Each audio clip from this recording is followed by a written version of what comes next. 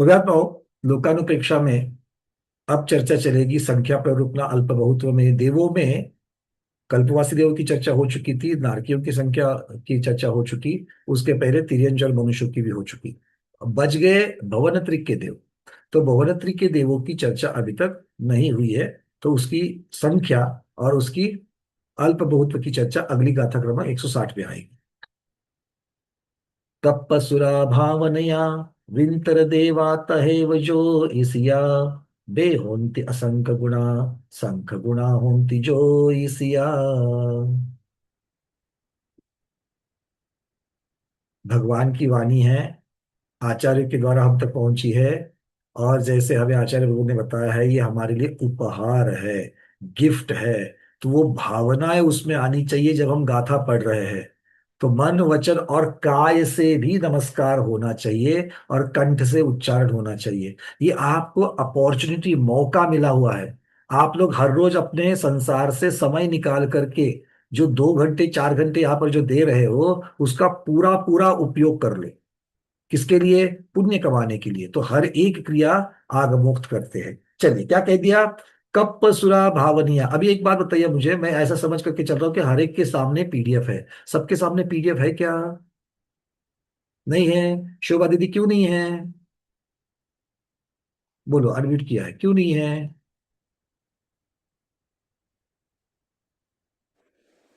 हाँ, मेरे पास नहीं है पीडीएफ। क्यों नहीं है, हम वही जानना चाहते हैं। ग्रुप के ऊपर हमने दे दी, भेज दी थी। और आप हर रोज अगर आपके पास नहीं है तो फिर से मैसेज भेज दीजिए कि भैया हमको चाहिए, हम फिर से भेज देंगे, ठीक है? किंतु उसको देख लो। और अगर मोबाइल के ऊपर अगर आप देख रहे हो ना सारी चीजें, तो होने वाली नहीं है। मोबाइल के ऊपर नहीं है, छोटे छोटे आईपैड्स मिलते हैं, आईपैड्स ले लो। ज्यादा खर्चा नहीं है उसका।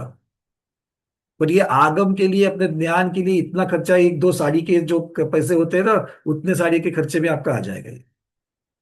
तो थोड़ा सा इसके ऊपर बात सोचनी है। आंखों की इतना छोटा छोटा छोटा देख करके आंखें भी खराब हो जाएगी, फिर डॉक्टर के ऊपर खर्चा करोगे। कोई मोबाइल नीचे रखते तो गर्दन 2 घंटा नीचे रहती है, उसके बाद में पता नहीं ऊपर उठती है कि नहीं उठती है। गर्दन के स्पॉन्डिलाइसिस लेकर के बैठ जाओगे। ये बताना हमारा काम है। तो अच्छी तरीके से छोटे छोटे स्टैंड मिलते हैं, 400 रुपए 500 रुपए में स्टैंड मिलते हैं। वो स्टैंड लगाओ, उसके ऊपर मोबाइल। आप अपने बच्चों से, और वो भी कौन से, नाती नातियों से, पोता पोतियों से बातें करो। उनके पास इन सब के लिए सोल्यूशन है। वो 2 मिनट में आपको वहां से ऑनलाइन या कहीं पर भी मिलता है, आपको ला करके दे देगा और सामने रख देगा।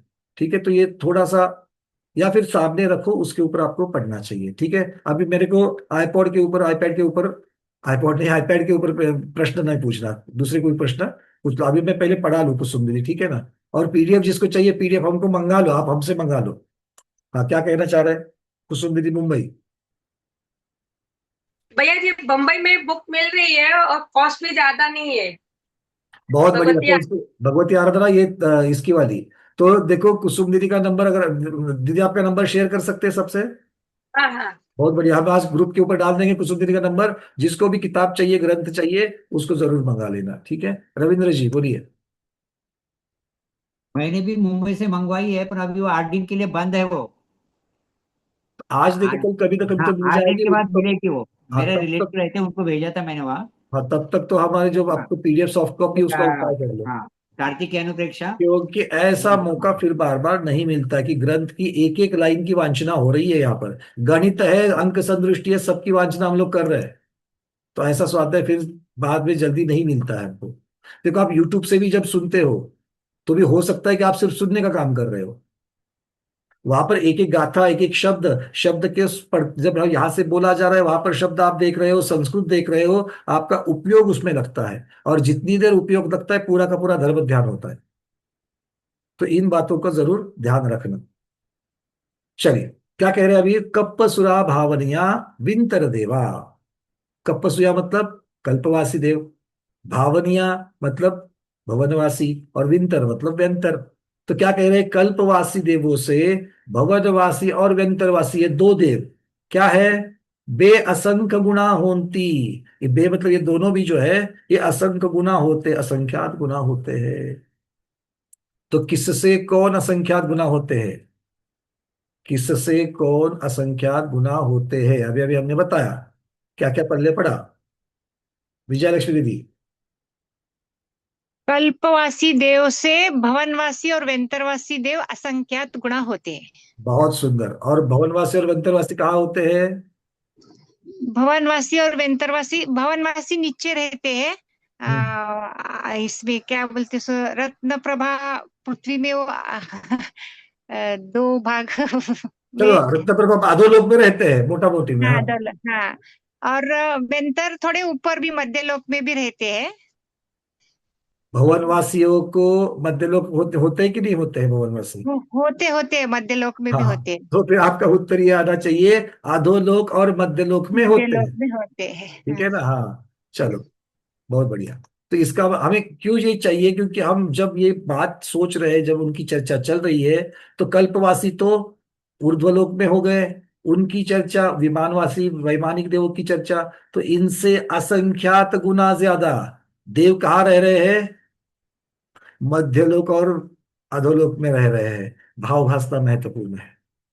हम देव कहते ही ऊपर स्वर्ग, देव कहते ही स्वर्ग ऊपर, पर देव आपके आजू बाजू में और आपकी जमीन के नीचे भी है, अधोलोक और मध्यलोक में भी, और वो असंख्यात गुना ज्यादा है। कितने ज्यादा है अरविंद जी? ऊर्ध्वलोक में जितने हैं ना, उससे भी असंख्यात गुना आपके आजू बाजू में है। ये कह रहे हैं कि देखो कितनी भाव वासना महत्वपूर्ण है ये। हम उनका अस्तित्व भूल करके जा रहे हैं। हमारे आजू बाजू में मनुष्य ही मनुष्य है, ऐसा सोच करके हम चल रहे हैं। असंख्यात गुना ज्यादा है। अच्छा, आगे क्या कह रहे हैं? और ज्योतिषिया संख गुना होती, और ज्योतिषवासी संख्यात गुना होते हैं। अब किससे? तो जिनका जिक्र इसके पहले हुआ है, मतलब भवनवासी और व्यंतरवासी में से किसकी चर्चा चल रही थी? व्यंतरवासी की चर्चा अंत में आई थी। तो व्यंतरवासियों से भी असंख्यात संख्यात गुना कौन होते हैं? ज्योतिषवासी होते हैं। तो ज्योतिषवासी भी कल्पवासियों से कितने गुना हुए? ज्योतिषवासी कल्पवासियों से कितने गुना हुए? सविता जैन दीदी। वंदना भैया, असंख्यात हुए। बहुत बढ़िया, असंख्यात गुना हुए। तो भवनवासी भी असंख्यात गुना, व्यंतरवासी भी असंख्यात गुना, और ज्योतिषवासी भी असंख्यात गुना। किंतु असंख्यात गुना जो ज्योतिषवासी है, वो ज्यादा वाला, बड़ा वाला असंख्यात गुना है, व्यंतरवासियों से भी ज्यादा है। ठीक है? और व्यंतरवासियों से कितने ज्यादा है ज्योतिषवासी? संख्यात गुना ज्यादा है। संख्यात गुना का अर्थ क्या होगा सुमन सेठी दीदी? संख्यात गुना ज्यादा, असंख्यात गुना ज्यादा, संख्यात गुना का अर्थ क्या होगा? जो भी मन में आए बोल दो।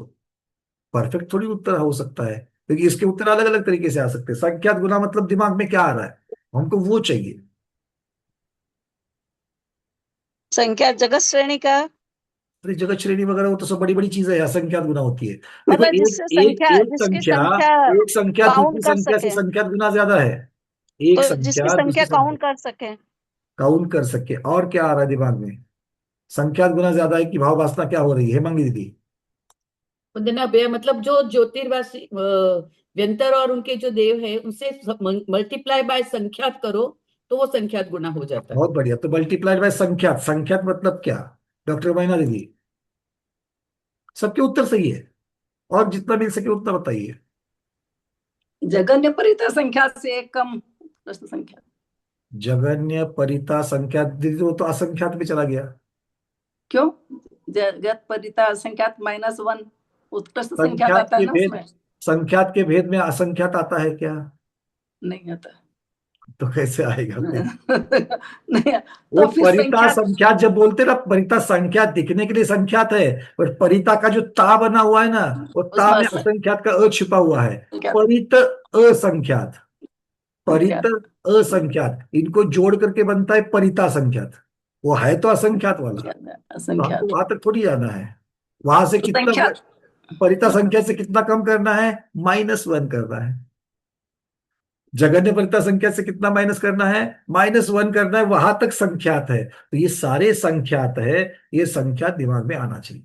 2 से लेकर के अनवस्था कुंड के द्वारा जितना बड़ी संख्या बन गई थी, उसको एक कम करने से उतने सारे सब संख्यात होते हैं। संख्यात कहते हैं मेरे दिमाग में रेंज आनी चाहिए। क्लियर है? एक एक शब्द, शब्द के साथ वहां वहां पहुंचना है, मतलब मुझे दिखने चाहिए। मोटा मोटी में व्यंतर देव इतने हैं, तो ज्योतिषवासी कितने हैं? और ज्योतिषवासी कहते हुए क्या दिखने चाहिए? सूर्य चंद्र तारा, और मुख्यतः से तारा के विमान। तो जितने भी, और एक बात समझ लेना, बहुत बार लोग बोलते हैं कि भैया तारा तारा जो है, तारा इस आसमान में आपको जितने भी दिख रहे हैं वो सभी तारे ही होवे, ये जरूरी नहीं है। मैं फिर से बता रहा हूं आपको, खुले आसमान में रात्रि में जितने टिमटिमा रहे हैं, जितने भी टिमटिमा रहे हैं, वो सारे के सारे तारा ही होवे, ये जरूरी नहीं है।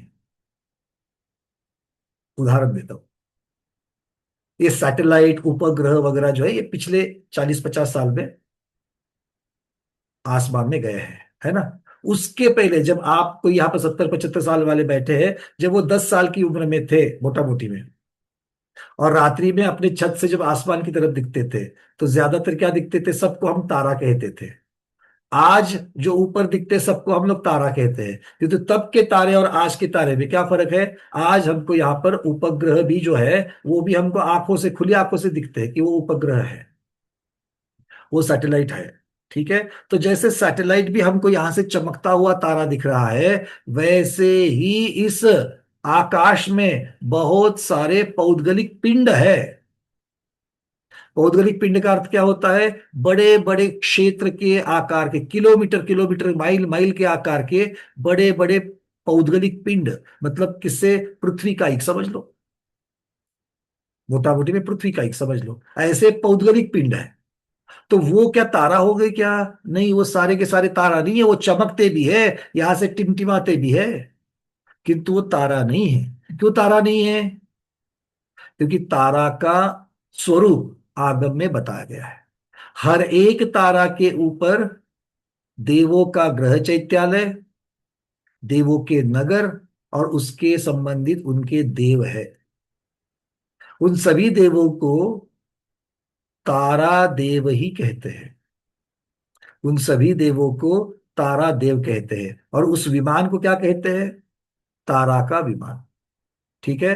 तो इसलिए अपनी भावभासना में जितने भी टिमटिमा रहे हैं, वो सारे तारा है क्या? नहीं है। उसमें कोई सैटेलाइट वगैरह उपग्रह भी है, और उसके साथ साथ में बहुत सारे पौद्गलिक पिंड भी है जो चमकते हैं, और उन्हीं के बीच में कहीं ना कहीं तो, अच्छा दूसरा, कितनी दूर तक, जैसे चंद्रमा है, चंद्रमा को तारा कहा जाता है।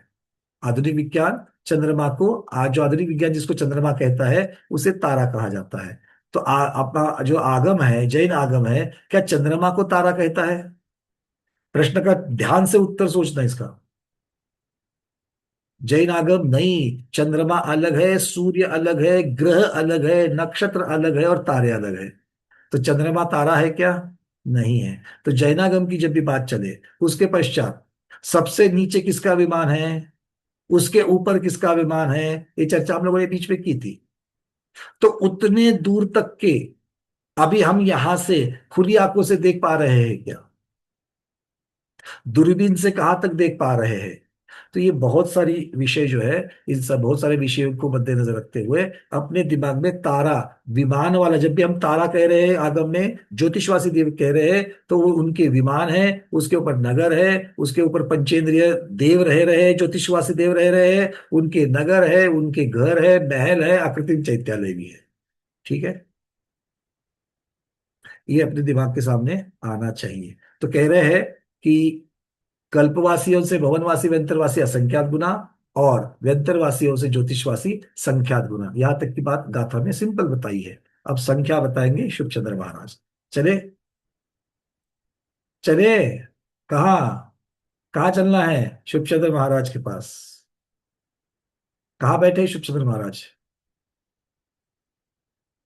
हाँ, ऊर्ध्वलोक में ही पक्का बैठे हैं, देवगति में बैठे हैं। चलिए, अब वहां नहीं, देवगति में नहीं चलना है, हम लोग अपने मन से उन आचार्य भगवान की चरणों में बैठेंगे। कहते हैं, कल्पसुरा भावन कहा व्यंतर देव तथैव ज्योतिष कहा, द्वौ भवतः असंख्य गुणौ संख्य गुण भवन्ति ज्योतिष्का। कल्पसुरा अर्थात कल्पवासिनो देवहा। और शिवचंद्र महाराज को गारंटी है कि ये पढ़ने वाले जो है ना भूल गए हैं। कल्पवासी देव कौन है, इसलिए आगे बता रहे हैं, अर्थात कौन? षोडश स्वर्ग, नवग्रैवेयक, नव अनुदिश, पंच अनुत्तर जा, विमान वासिना सुरा। कल्पवासी मतलब आगे उन्होंने बता दिया कि कल्पवासी कौन होते हैं। गुरुदेव विराजमान हो चुके हैं, दर्शन होते ही हम लोग देखेंगे। चलिए, पहले को होस्टिंग और महाराज के दर्शन। प्रज्ञाशबन मुनि श्री अमित सागर जी गुरुदेव की जय। नमोस्तु नमोस्तु नमोस्तु भगवान नमोस्तु। नमोस्तु महाराज जी। हाँ आशीर्वाद। चलिए, थोड़ा सा आगे। भैया हाँ महाराज इसके जी बोलिए। अर्थ में थोड़ा परिवर्तन है। किसमें है महाराज जी?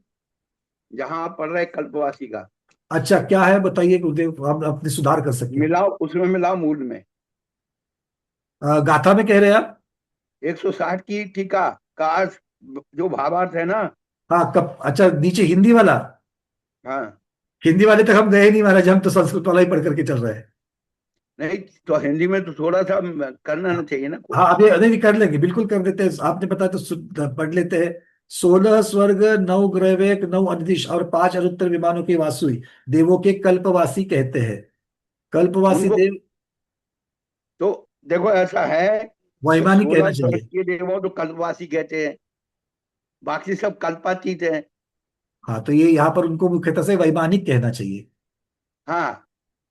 तो यहाँ शब्द होना चाहिए वैमानिक, मतलब कप्पसुरा हम्म। कल्पवासिनो देवा।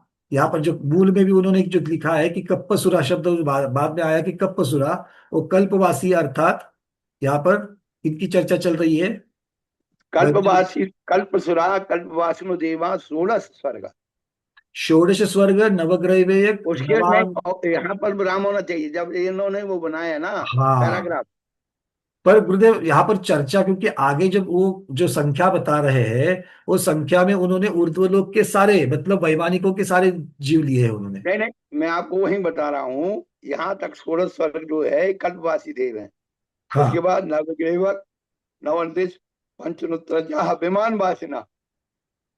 पर गुरुदेव अगर हम लोग यहाँ पर बिल्कुल आप जैसा कह रहे हैं, अगर वहां पर हम लोग वहां पर दंड लगा देंगे षोडश स्वर्ग को, व्याख्या तो सही हो रही है, किंतु यहाँ जो हाँ। आचार्य भगवान को जो कहना है, क्योंकि वो जो टोटल संख्या बता रहे हैं, वो टोटल संख्या तो कल्पोपपन्न और कल्पातीत दोनों की मिलकर के हो रही है, और उनको मूल गाथा में कप्पसुरा कहा है।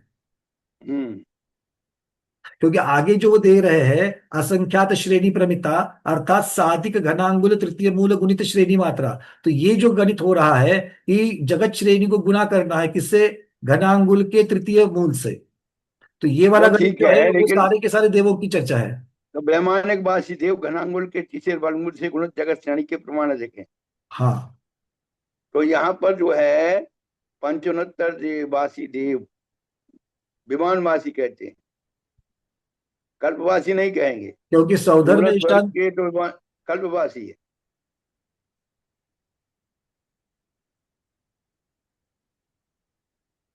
क्योंकि जगत श्रेणी को घनांगुल के तृतीय वर्गमूल से अगर गुना करेंगे तो मुख्यता से सौदर में ईशान स्वर्ग की संख्या आती है, और वो असंख्यात है। और उसमें ऊपर के जो अगर हम लोग मिलाएंगे, क्योंकि 12वें स्वर्ग से नीचे प्रत्येक में पहले से गाथा आई थी कि प्रत्येक में वो असंख्यात असंख्यात असंख्यात गुना है, तो उन सबको भी अगर हम लोग मिलाएंगे तो ये संख्या नहीं होती है। क्योंकि यहाँ पर अगर हम लोग आगे जो शुभचंद्र महाराज ने लिखा है कि किसकी चर्चा कर रहे हैं हम लोग, कि साधिक घनांगुल तृतीय मूल गुणित श्रेणी मात्रा, मतलब अधिक तो करेंगे, किंतु किसको करेंगे? तो जगत श्रेणी गुना घनांगुल के तृतीय वर्गमूल से गुना। तो घनांगुल के तृतीय वर्गमूल से गुना जगत श्रेणी, ये तो सिर्फ पहले स्वर्ग युगल की ही चर्चा है, सौधर्म ईशान, और साधिक कहने से ऊपर वाले सब आ गए, क्योंकि ये सबसे ज्यादा है तो प्रधान रूप से इनको लिया और साधिक किया। तो यहाँ पर उनको आप जैसा कह रहे हैं, बिल्कुल वहां पर अगर हम षोडश स्वर्ग वहां दंड लगा देंगे तो ये बात तो हो जाएगी, किंतु चर्चा जो वो कर रहे हैं गणित के द्वारा कर रहे हैं, और उसके लिए मूल गाथा में उन्होंने कप्पसुरा शब्द लगा दिया। तो क्या उसको उपलक्षण से लेना चाहिए, कैसे करना चाहिए?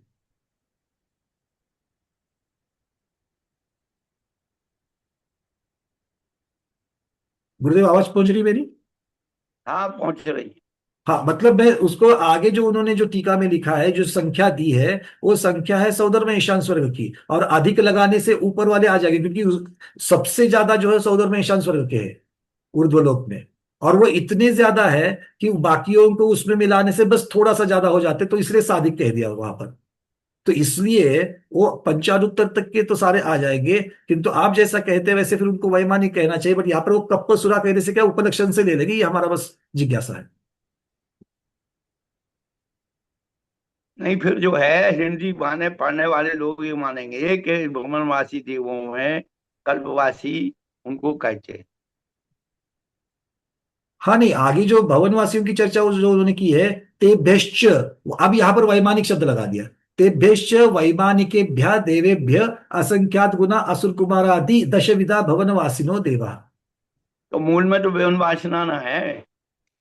हाँ तो ये भवनवासी की चर्चा असंख्यात गुना किससे है, तो ये वैमानिक जो बता दिए वो। तो हाँ, वैमानिक तो यहाँ पर शुभचंद्र महाराज ने आगे उनको वैमानिक कहा है, किंतु मूल गाथा में कप्पसुरा आने की वजह से वहां पर इन्होंने कल्प कप्पसुरा अर्थात कल्पवासिनो देवा ये शुभचंद्र स्वामी ने लग दिया, तो मेरे ख्याल से उसको उपलक्षण से लेना चाहिए, ऐसा मुझे लगता है। देखिए अब क्या कह रहा है आपको, क्योंकि आप जो कह रहे हैं बिल्कुल, क्योंकि कल्पवासी में तो कल्पोपन्न कल्पातीत दोनों हो जाएंगे।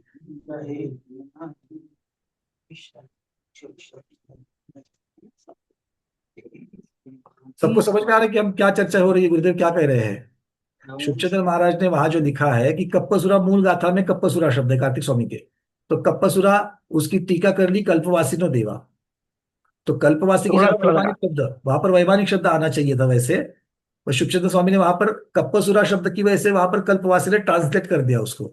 नहीं, वो तो ठीक है, कप्पसुरा कल्पना से हुआ 16 स्वर्ग, हम्म 16 स्वर्ग तक कल्पवासी है। फिर बीच में कुछ जोड़ना पड़ेगा, क्योंकि चर्चा तो वो नवग्रह साधित नहीं, की वो कर रहे हैं। अंत में दिया है ना, नवग्रह नवदेश पंचोत्तर जाहा विमान वासिना। हाँ ये विमानवासी है, और हाँ विमानवासी ना सुराहा अब ये सब की टोटल मिलाकर के संख्या बन जाएगी, तो वहां पर दंड लगाने से काम बन जाएगा, ये भी बात बिल्कुल ठीक हो जाती है इस प्रकार से। बट बस वो वैमानिक पहले वालों को उन्होंने कल्पवासिनो देवा षोडश स्वर्ग वहां पर रोकना चाहिए, और वहां से फिर आगे नवग्रहवेक नव अनुदिश पंचानुत्तर जहा विमानवासिना, ये ये इस तरीके से बन जाएगा। ठीक है, क्लियर हो गई बात, तो वहां पर आपके यहाँ पर जरा मार्क लगा देना रविंद्र जी, बातें क्लियर हो रही है। आप थोड़ा सा जरा डिटेल्स पे, आप इसलिए मैंने आपका नाम लिया, आप थोड़ा सा सखोल जाते हो। हाँ बिल्कुल समझ में आ गया। चलिए बहुत बढ़िया। तो ये और इनकी इनकी कितनी है संख्या, तो वो कह रहे कि साधिक घनांगुल तृतीय मूल गुणित श्रेणी मात्रा। अब इसके लिए हमको अपना चार्ट देखना है, कौन सा वाला, गतिमार्गणा का। गतिमार्गणा का अगर चार्ट देखेंगे तो वहां पर देवगति की जो चर्चा चल रही है, तो वहां पर सौदर बेशान स्वर्ग के देवों की संख्या दी है, मैं यहां से आपको शेयर कर रहा हूं।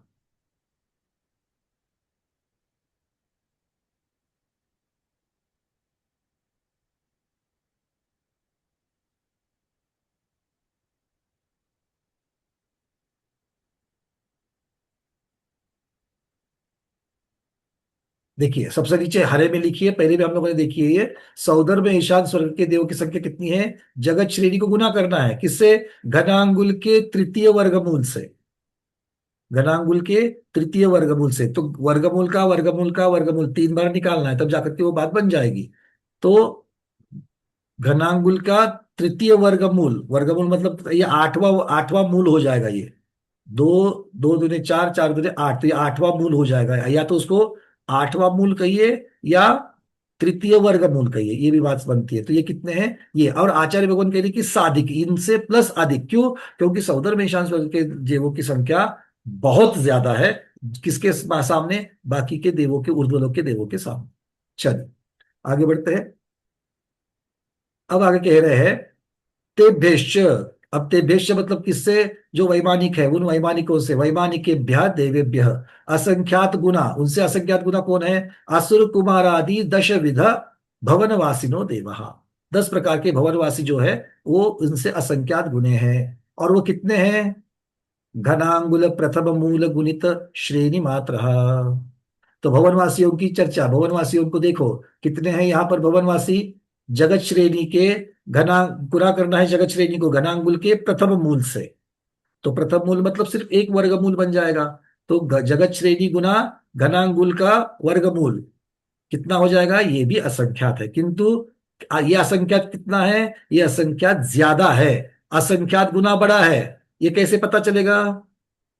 ये कैसे पता चलेगा? देखो दोनों जगह पर अब हरे और पीले में देखना, गणित को सिर्फ इतनी बार तुलनात्मक देख लेना। हरे वाले में जगत श्रेणी को गुणाकार किया, पीले वाले में भी जगत श्रेणी को गुणाकार किया है। अब कौन सी संख्या से गुणाकार किया है वो देख लो। एक जगह पर घनांगुल के तृतीय वर्गमूल से, मतलब घना, अब देखो हम उदाहरण ले लेते हैं। 16, 16 का 4, 4 का 2, 2 से फिर और नीचे चले जाओ, इस प्रकार से करेंगे तो ठीक है। तो जब नीचे नीचे नीचे नीचे नीचे जो वर्गमूल निकाल करके जाते हैं तो संख्या घटती है, छोटी हो जाती है।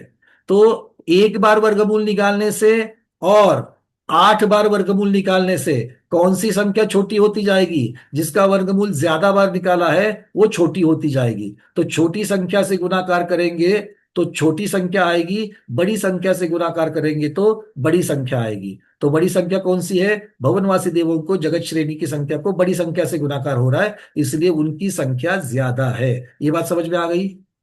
गणित सारा का सारा असंख्यात है, वो तो समझने वाला नहीं है। बस गणित को समझते ही हमको भावावस्था अल्पभूत तो समझ में आ जाता है। ठीक है, चलिए अब चलते आगे। अब आगे क्या कह रहे हैं? ये कितने हैं? घनांगुल प्रथम मूल गुणित, प्रथम मूल मतलब सिर्फ वर्गमूल, घनांगुल को प्रथम मूल गुणित श्रेणी मात्रा, ये हो गया। तेभ्यो भवनेभ्य, अब भवनवासियों से असंख्यात गुना कौन है? किन्नराद्यष्ट प्रकारा व्यंतर देव, किन्नर आदि 8 प्रकार के व्यंतर देव है। कितने हैं? 30 योजन कृति भक्त जगत प्रतर मात्र। अब यहां पर 2 शब्द आ गए, भक्त और कृति। भक्त और कृति, भक्त तो हम सबको पता है, पहले से आता आ रहा है। भक्त मतलब क्या है? भागाकार करना है। किसको भागाकार करना है? जगत प्रतर को भागाकार करना है। किससे भागाकार करना है? 30 योजन कृति से करना है। तो 30 योजन समझ में आता है, 300 मतलब 300 योजन। और कृति, कृति का अर्थ क्या लेंगे? तो कृति का अर्थ क्या है? वर्ग। कृति का अर्थ क्या किया? वर्ग। तो यहां पर हमें गति मार्गणा की यहां पर देख लेते हैं। व्यंतर देवों की संख्या बता रहे, देखो नीले में बताई गई है यहां पर। जगत प्रतर को भाग लगाना है, भक्त किसका? 300 योजन कृति, 300 योजन के वर्ग का करना है। 300 योजन का वर्ग मतलब 300 योजन गुना 300 योजन, इसको वर्ग कहेंगे। तो 300 योजन में जितने आकाश प्रदेश है उस आकाश प्रदेश की संख्या, उस संख्या को उसी संख्या से गुणाकार करना है, और जो उत्तर आएगा उस उत्तर से जगत प्रतर को भाग लगाना है। जगत प्रतर मतलब क्या है? जगत श्रेणी गुना जगत श्रेणी, इतने आकाश प्रदेश में कितने आकाश के प्रदेश आते हैं उसकी संख्या। ठीक है, तो बहुत बड़े असंख्यात को छोटे वाले असंख्यात से भाग लगाने से बहुत बड़ा असंख्यात आ जाता है। अब देखना, यहां पर जगत श्रेणी को गुणाकार किया है, यहां पर चर्चा किसकी चल रही है? जगत प्रतर की चल रही है। तो जगत प्रतर वाला वो वाला जो है असंख्यात है, और ये भी असंख्यात। तो इसीलिए सौदर बेशान स्वर्ग की संख्या से भुवनवासी और व्यंतरवासियों की संख्या असंख्यात गुना ज्यादा है। ठीक है, अब चलते हैं आगे। अब 2 देवों की बता दी, अब ज्योतिषवासियों की बताएंगे आगे। क्या कह रहे हैं आगे? तेभ्यश्च मतलब व्यंतर देवों से, व्यंतर देवेभ्य सूर्य चंद्रमसो ग्रह नक्षत्र तारक 5 प्रकार ज्योतिष, 5 प्रकार के ज्योतिषवासी देव। ये कितने हैं? संख्यात गुना। ये व्यंतरवासियों से संख्यात गुना ज्यादा है। कितने हैं? बेसद 56, सद बेशत द्विशत और 56 मतलब 256, 256 घनांगुल कृति। सो 256 घनांगुल की कृति करनी है, मतलब 256 घनांगुल का वर्ग करना है और उससे भक्त करना है, उससे भाजित करना है। किसको भाग देना है? जगत प्रतर को भाग देना है। मतलब जगत प्रकर भागीले कितना, किससे भाग लगाना है? 256 घनांगुल के वर्ग का। तो देख लेते हैं अपने सूत्र में, देखो ज्योतिषी देवों की संख्या जगत प्रतर लाल में देखना, जगत प्रतर को कितना है 256, सूच्यांगुल को, घनांगुल मतलब यहाँ पर सूच्यांगुल की अपेक्षा से लिया उन्होंने, उसका वर्ग कर लिया। ठीक है, तो जगत प्रतर डिवाइडेड बाय 65,536 प्रतरांगुल यहां पर बता रहे हैं। अब यहां पर उन्होंने सूच्यांगुल की अपेक्षा से बताया है और यहां पर उन्होंने घनांगुल शब्द लगा दिया है। महाराज जी इसके ऊपर कुछ, क्योंकि एक जगह पर घनांगुल आ गया, दूसरी जगह पर सूच्यांगुल आया, तो सूच्यांगुल तो एक ही राशि हो गई और घनांगुल में उसी राशि को 3 बार गुणाकार करना पड़ेगा। हाँ क्योंकि गोबट सार में क्या है, गोबट सार में उन्होंने ये सूच्यांगुल का जो वर्ग होता है उसको प्रतंग प्रतरांगुल बोल दिया, और यहाँ पर शुभचंद्र महाराज ने लेते वक्त ही घनांगुल लिया है, तो घनांगुल का वर्ग तो घनांगुल ही होगा, किंतु बहुत बड़ा घनांगुल होगा वो, तो इस प्रकार से होगा। तो खैर अभी तो इसको आप संकलन करके चलना, और अगर महाराज जी कुछ बताएंगे नहीं तो फिर हम लोग इसको और थोड़ा सा खुलासा देखेंगे कि क्या दोनों जगह पर अलग अलग मिल रहा है, कि इसका कैसे दोनों में संबंध बिठाना, ये देखना पड़ेगा। एक जगह पर सूच्यांगुल लिया है, एक जगह पर घनांगुल लिया है, और इसको अगर हम देखेंगे मूल गाथा में, तिन्नीसय जोयनानम बेसद छप्पन अंगुलानम च, मूल गाथा का ये है किसकी, गोमट सार जीवकांड की 160 नंबर की गाथा गतिमान गणना की। तो तिन्नीसय 300 योजन, ये किसकी बात बता दी, वेंतरवासियों की बता दी, और ये बेसद छप्पन अंगुलानम च, तो ये किसकी बता दी, आगे बोल दिया वेंतर और जोईसानम, मतलब क्रम से लगाना है, वेंतर के लिए 300 जोयन और जोईसाना मतलब ज्योतिष वासी के लिए बेसद छप्पन अंगुलानम च, और इसका क्या करना है, कदिहिद पदरम, मतलब कदी करना है, कदी मतलब कृति, कृति मतलब वर्ग करना है, किसका, ये दोनों का। तो 300 योजन का वर्ग व्यंतर देवों के लिए करना, और ज्योतिषवासियों के लिए बेसद छप्पन अंगुलम, मतलब 256 अंगुल, अंगुल मतलब सूच्यांगुल, सूच्यांगुल का वर्ग करना, और उससे क्या करना है, खिद करना है, खिद मतलब भागा कर देना है, और किसको भागा कर देना है, पदरम मतलब जगत प्रतर को देना है, प्रतर को देना है। तो जगत प्रतर को भाग देना है किससे, वर्ग से, किसके वर्ग से, 300 योजन के वर्ग से वेंतरों के लिए देना है, और 256 अंगुल के वर्ग से देना है ज्योतिषवासियों के लिए। तो गोमट सार जीवकांड में मुख्यता से अंगुलानम ये शब्द आ गया है, और उसकी जो हिंदी भी करी है यहाँ पर, तो उसमें भी अगर देखेंगे तो 256 अंगुल के वर्ग का भाग जगत प्रतर में देने से जो लब्ध होता है उतना ज्योतिष, मतलब सूच्यांगुल की चर्चा गोबट सार जीवकांड में की है, किंतु यहां पर शुभचंद्र महाराज ने इसको क्या कह दिया है, बेसर छप्पन घनांगुल कृति भक्त कह दिया, तो ये घनांगुल की अपेक्षा से उन्होंने लिया है। ठीक है, फर्क समझ में आ रहा है प्रबोध जी, अनम्यूट किया है। मेरे को मतलब इसमें जो है ना दोनों में फर्क आ रहा है, तो उसका वह क्या डिफरेंस ले, मतलब वो सूचांगल का स्क्वायर, मतलब वो स्क्वायर कह रहे हैं, वहाँ घनांगुल का। एक जगह पर अंगुल लिया है और एक जगह पर घनांगुल लिया है। हाँ हाँ, तो वो घनांगुल तो फिर वो तीन, मतलब घनांगुल गुना, मतलब वो तो 3 गुना, मतलब वो हो गया ना 3। हाँ, तो इसीलिए क्योंकि आगे वहां पर प्रतर को ही हम लोग चर्चा कर रहे हैं, पदर मेरे हित को ऐसा लगता है, मेरे को ऐसा लगता है जैसे इन्होंने ऊपर लिया है तो उससे ज्यादा है, ज्योतिष देव से, सॉरी वेंतर देवों से ज्यादा है, इसका मतलब नीचे का जो भागाहार है वो कम आना चाहिए किसी तरह से भी, तो वो अगर अंगुल से रखेंगे तो कम ही आएगा मेरे ख्याल से।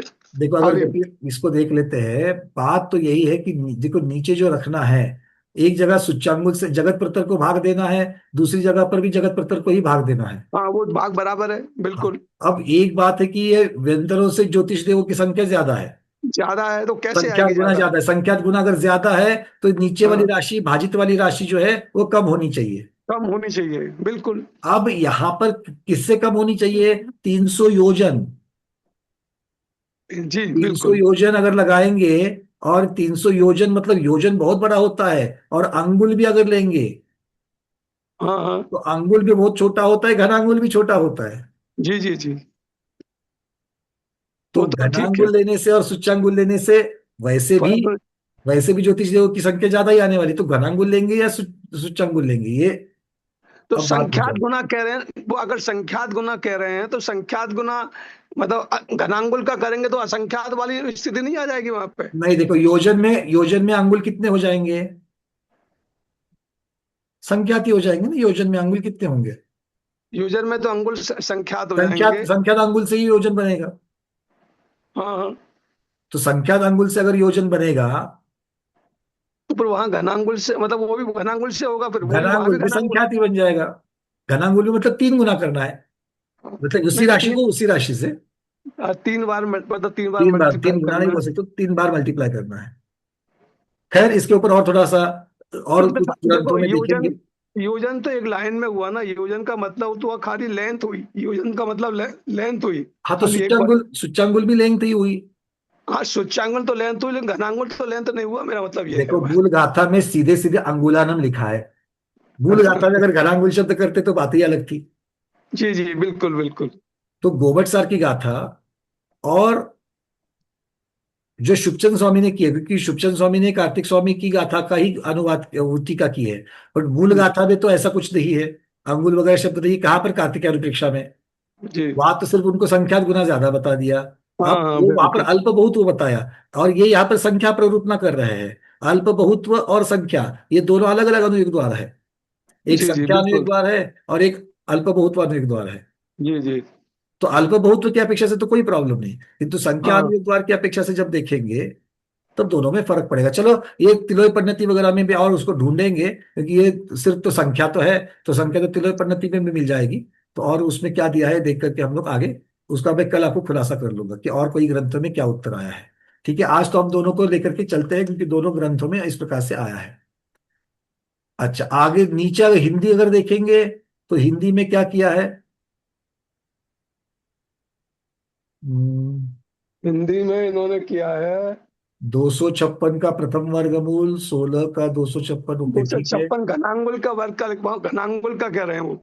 हाँ तो यहाँ क्योंकि उन्होंने मूल संस्कृत में घनांगुल है, तो हिंदी में भी उन्होंने घनांगुल ही रखा। हाँ घनांगुल कह रहे हैं। ठीक है चलो, अब इसको साथ लेकर के चलते हैं। आगे क्या कहा, अत्र चतुर्निकाय देवेशु कल्पवासी देवता भावद व्यंतर देवाना द्वौ राशि असंख्यात गुणोस्तः। क्या कह रहे हैं यहां पर देखो, तो ये जो 2 राशि है कौन सी, कल्पवासी देवों से, इनकी चर्चा करें, चतुर्निकाय देवेशु 4 प्रकार के देवों में, कल्पवासी देवता कल्पवासी देवों से, भावन और व्यंतर भावनवासी और व्यंतर देव, ये दोनों राशियां असंख्यात गुना है। और व्यंतरेभ्या ज्योतिष के देव राशि संख्यात गुना है। संख्यात व्यंतरों गुना। से ज्योतिष राशि जो है वो संख्यात गुना है। संख्यात इत्यल्प गुना। बहुत्वम गतम, तो ये अल्प बहुत्व की अपेक्षा से बता दिया है। ठीक है, तो यहाँ पर ये संख्या प्ररूपना और अल्प बहुत्व प्ररूपना पूर्ण होती है। अब यहां से आचार्य भगवान आयु का वर्णन करेंगे। यहां से आगे की जो गाथा है वो आयु का वर्णन करने वाली बड़ी सिंपल सिंपल गाथा है। हमको सिर्फ लिखते लिखते जाना है कि कौन सा जीव है उसकी आयु कितनी है, कौन सा जीव है उसकी आयु कितनी है, बस इतना ही है। इसमें अब कोई और गणित वगैरह इसमें नहीं आएगा। कौन बोला हुश, कोई तो बोला ना, हुश नहीं बोला, चलो अच्छी बात। मुझे लगा गणित पूरा हो गया तो नहीं, पूरा नहीं हुआ, आगे कहीं ना कहीं तो आएगा आएगा। चलिए 160 नंबर, अच्छा इसके ऊपर किसी का और कोई प्रश्न है अभी की 160 नंबर गाथा के ऊपर। मोटा मोटी में समझ में आ गया। 4 प्रकार के देव, उसमें सबसे कौन कम कौन, वैमानिक देव। वैमानिक देवों से भवनवासी व्यंतरवासी ज्यादा, और व्यंतरवासी से ज्योतिषवासी ज्यादा, इतना कम से कम पता होना चाहिए। ठीक है, और वैमानिकों में भी सबसे कम कौन, सर्वार्थ सिद्धि के देव, और वैमानिकों में सबसे ज्यादा कौन, सौदर्भ ईशान स्वर्ग युगल के देव। ऊपर से नीचे नीचे नीचे आएंगे तो ज्यादा ज्यादा होते जाएंगे। इतनी बातें समझ में आ गई सुभद्रा दीदी, बस ये इंपॉर्टेंट है कि ये बातें हमको समझे। अब चलते हैं आगे, गाथा क्रमांक 161। पत्तेयानम आऊ वास सहस्राणि दह धवे परमम अंतो मुहूर्तमाऊ साहारण सवसु माणम। कह रहे हैं पत्तेयानम, पत्तेयानम मतलब प्रत्येक वनस्पति की, परमम, परम मतलब उत्कृष्ट, आयु मतलब आयु कितनी है, दह वास सहस्राणी 10,000 वर्ष होती है। लिख लो, प्रत्येक वनस्पति की उत्कृष्ट आयु सबकी उतनी ही होवे जरूरी है क्या? नहीं है। आम का वृक्ष आपके पास है, 10,000 वर्ष तक जीता है क्या? नहीं। है ना? मतलब कोई कोई वृक्ष है, प्रत्येक वनस्पति वाले, उनकी उत्कृष्ट आयु 10,000 वर्ष की होती है।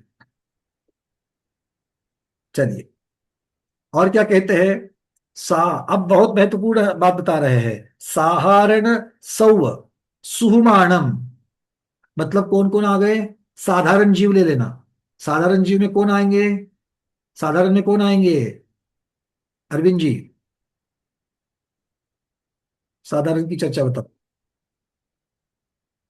अनम्यूट करें। वरना भी है जी, मोस्ट मरने सूक्ष्म साधारण मतलब सूक्ष्म। निगोदिया, निगोदिया, हाँ, साधारण निगोदिया। मतलब सूक्ष्म भी और बादर दोनों आते हाँ, हैं। बादर दो निगोदिया जी, किंतु साधारण में बादर भी लेना, सूक्ष्म भी लेना। कौन? निगोदिया जी नित्य निगोदिया, और इतर इतर निगोदिया। निगोदिया। तो नित्य निगोदिया के दो भेद, इतर निगोदिया के दो भेद, इस प्रकार से इसको यहां पर लगा लेते हैं। चलिए, तो ये क्या है? ये सारे हो गए। और तथा सभी के सभी सूक्ष्म सौव सुहुमानम। सौव सुहुमानम कौन है? सभी सूक्ष्म। अब त्रसों में सूक्ष्म होते हैं क्या? नहीं होते हैं। तो सभी सूक्ष्म में कौन आएंगे? सभी सूक्ष्म में कौन आएंगे रविंद्र जी? पृथ्वी का एक, जल का एक, अग्नि का एक, वायु का एक, और और वनस्पति का एक आए नहीं उसमें। वनस्पति का एक में साधारण कौन से वनस्पति, आएंगे? साधारण वनस्पति। साधारण, और क्योंकि प्रत्येक के तो सूक्ष्म होते नहीं है। और साधारण की जब चर्चा कर रहे हैं तो पहले ही साधारण की चर्चा हो चुकी है इसके पहले। पहले मतलब बस एक शब्द के पहले सहारण में ले लिए है। इसलिए यहाँ पर सौव सुहुमानों में सिर्फ 4 स्थावर जो है, पहले पहले 4 स्थावर के सूक्ष्म को लेंगे। ठीक है, चलिए, बहुत बढ़िया। अब इनकी क्या है आयु? कितनी है? अंतो मुहूर्तम। अंतो मुहूर्त, इनकी सबकी आयु अंतर मुहूर्त है। और ये सारी की सारी उत्कृष्ट आयु है। मतलब पृथ्वी का एक सूक्ष्म, सूक्ष्म जल का एक, सूक्ष्म अग्नि का एक, सूक्ष्म वायु का एक, नित्य निगोदिया, इतर निगोदिया, बादल और सूक्ष्म कितने भी होंगे तो भी अंतर मुहूर्त की ज्यादा से ज्यादा आयु पाएंगे। निगोदिया के बारे में तो हम लोग जानते थे कि उनकी आयु अंतर मुहूर्त ही होती है। यहाँ पर सूक्ष्म पृथ्वी का एक, सूक्ष्म जल का एक, सूक्ष्म अग्नि का एक और सूक्ष्म वायु का एक, इनकी भी आयु अंतर मुहूर्त ही है। बात समझ में आ गई पूर्णिमा दीदी? चलो, अब क्या कहते हैं आचार्य भगवान शुभचंद्र महाराज, देख लेते हैं।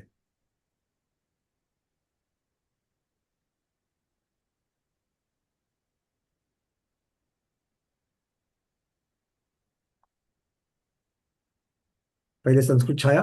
प्रत्येकाणाम आयु वर्ष सहस्राणि दश भवेत् परमम् अंतर्मुहूर्तम आयु साधारण सर्व सूक्ष्माणाम। प्रत्येकानाम अर्थात प्रत्येक वनस्पति कायिका का नाम। अब प्रत्येक वनस्पति में कौन कौन आते, कुछ उदाहरण शुभचंद्र महाराज दे रहे हैं। ताल, नालिकेर, तिंतनिकादिना, 3 उदाहरण दे दिए उन्होंने। सब लोग ताल, ताल वृक्ष सब लोग जानते हैं। ताल के ताड़, के ताड़ भी बोलते हैं, ताल भी बोलते हैं। उनके वृक्ष होते हैं बहुत बड़े बड़े, किसके जैसे? नारियल के वृक्ष के जैसे। अब उसके साथ में लिख दिया नालिकेर, मतलब नारियल का वृक्ष।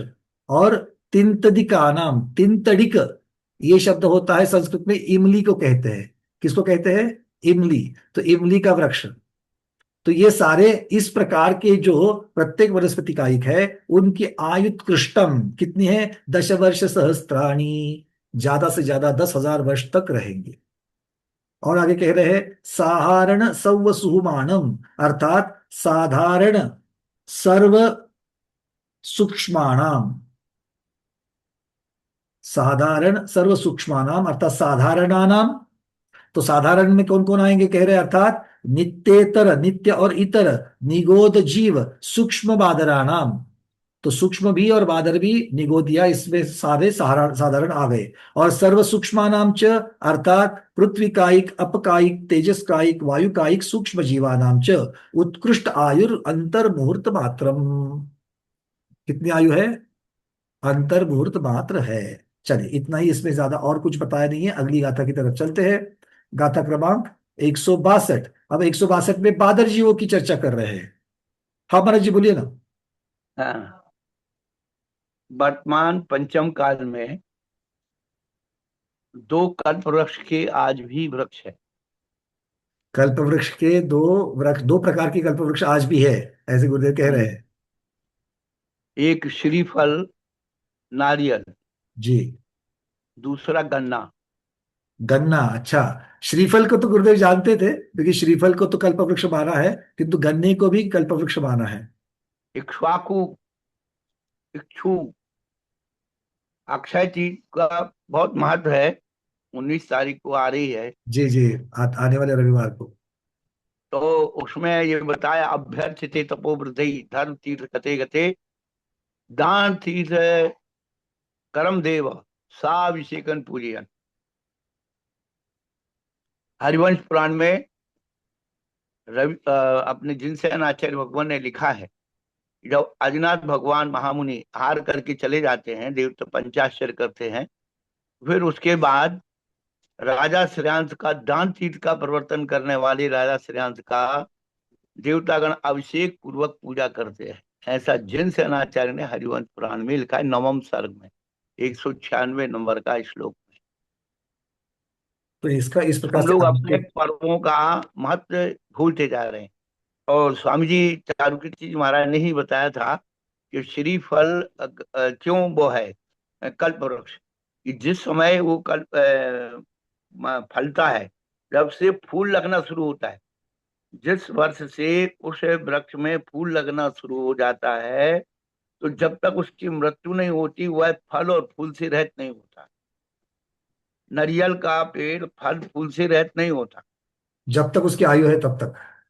हाँ, अजी इसमें फूल लगना बंद हो गए माने उसका अब स्थिति पूरी होगी। अच्छा। उसकी 3 पीढ़ी एक साथ चलती है।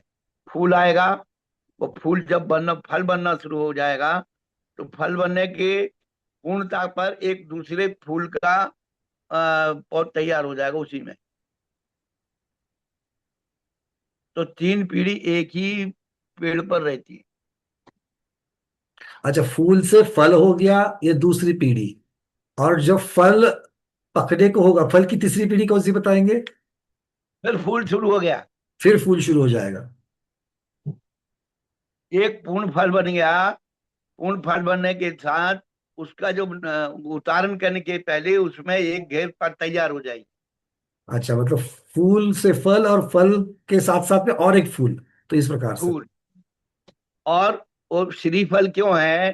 क्योंकि जड़ से लेकर के चोटी तक उसकी जितने अवयव हैं, सब श्री को देने वाले, लक्ष्मी को देने वाले। सब उसकी जड़ जो है औषधि के काम आती है, तना मकान बनाने के काम आता है, फर्नीचर बनाने के काम आता है, उसकी पत्तियां झाड़ू बनाने के काम आती है, छप्पर बनाने के काम आती है, और जो नारियल है वो पेय है, औषधि है, बर्तन है, भोजन है, अमृत है, ये सारे के सारे उसके अंदर गुण है। और अंदर से उसका जो क्या कहते हैं आप उसको,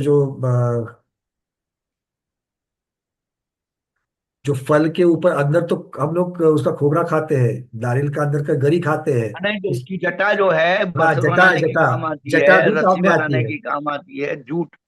जूट जूट जटा जूट जो है उसकी। हाँ, तो उसके सारे अवयव जो हैं फल देने वाले हैं, इसीलिए उसको श्रीफल कहते हैं। बहुत बढ़िया, बहुत अब सुंदर। उच्च चलिए, अब यहाँ पर कह रहे हैं बादर जीवों की आयु, गाथा क्रमांक 162। 22 सत्त सहसा उड़वितोयान आवुसं होदी अग्गीडं तिन्नि दिना तिन्नि सहस्राणि वाउणम।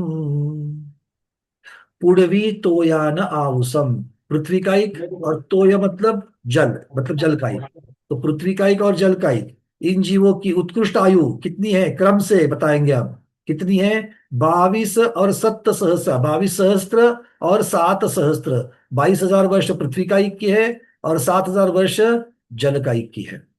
उसके बाद अग्निणम, अग्नि अग्नि का एक की वायु कितनी है? 3 दिना, 3 दिन। अग्नि का एक 3 दिवस है।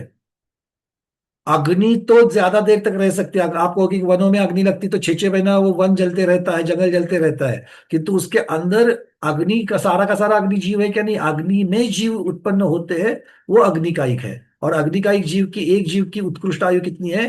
3 दिन की बता रहे हैं।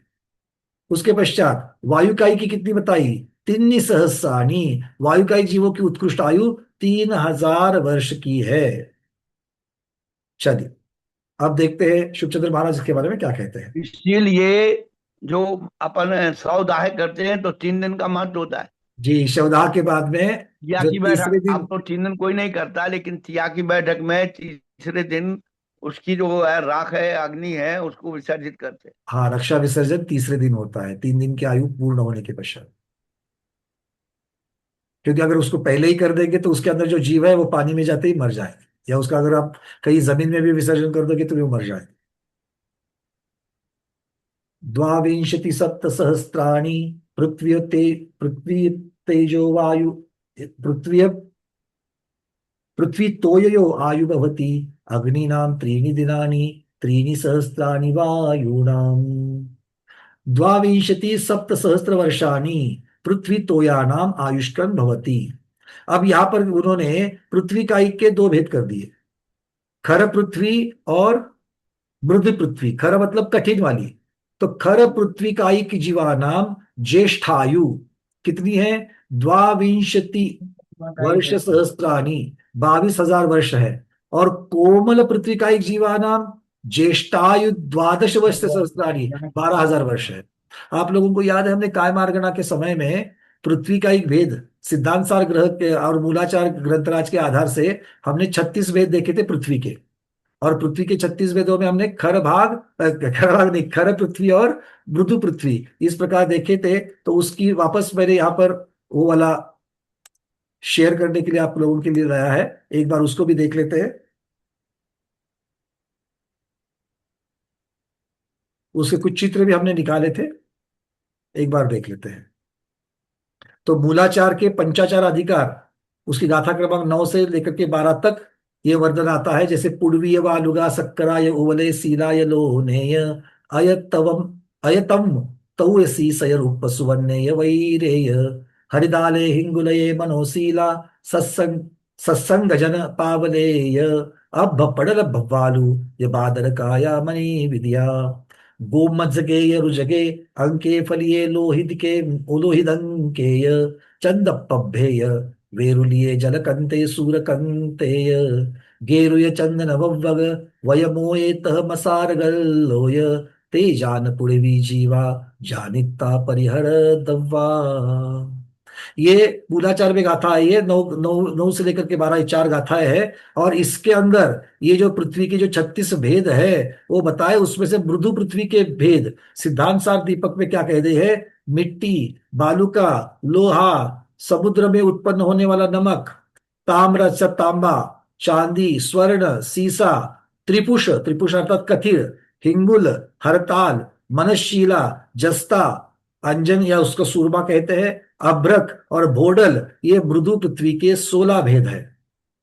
और खर पृथ्वी के 20 कठिन, खर मतलब कठिन, कठिन भेद कौन से है? प्रवाल, शर्करा, हीरा, शीला, उपल मतलब पत्थर, करकेतक मणि, करकेतन मणि, रजक मणि, चंद्रप्रभ मणि, वैडूर्य मणि, स्फटिक मणि, जलकांत मणि, सूर्यकांत मणि, गेरु, चंदन मणि, पद्मराग मणि, बरकत मणि, वकमणि, मोच मणि, वैमसृण और पाषाण, ये खर पृथ्वी के 20 भेद है। तो इसमें से जो जो हमें प्राप्त हुए आधुनिक विज्ञान के द्वारा वो हमने यहाँ पर फोटोग्राफ्स लगाए हैं। देखो ये है हरिताल जिसका नाम आता है। तो हरिताल का जो पत्थर होता है वो इस प्रकार का रहता है खान में, देखो बिल्कुल पीला पीला है उसपे। हिंगुल बिल्कुल रक्त के जैसा लाल है। मैनसील, इसको येलो सल्फर भी कहते हैं। हरा सस्यक, इसे कॉपर सल्फेट भी कहते हैं। उसके पश्चात अभ्रक, जिसे माइका कहते हैं। गेरू पत्थर, ये गेरू तो आपने बहुत जगह लिखा देखा होगा, रंगाने के काम में भी आता है। ये चांदी का पत्थर का फोटोग्राफ, माइन जो खान में रहती है चांदी, तो उसका ये फोटोग्राफ है। ये तांबे का पत्थर, देखिए तांबे का पत्थर किस प्रकार से होता है। हम लोग तो तांबे के कलश आदि देखते हैं, तो ये उसका पत्थर इस प्रकार का होता है। उसके बाद ये चंद्रमणि पत्थर है। सूर्यमणि पत्थर, इनकी भी प्रतिमाएं भी बनती है, सेमी प्रेशर स्टोन की। नीलम पत्थर, और ये सारे जितने भी आपको दिख रहे हैं, ये सारे मूल रूप में है, खान में इस प्रकार से लगे रहते हैं। ये हीरा पत्थर देखो, हीरा पत्थर जो है ये बीच बीच में रहते हैं, इसको निकाल निकाल करके फिर उसको पॉलिशिंग किया जाता है। फिर उसके बाद ये वैडूर्य मणि, बहुत बार लोग पूछते हैं कि वैडूर्य मणि कैसा होता है, तो ये वैडूर्य मणि देखो यहाँ पर आपको दिख रहा है।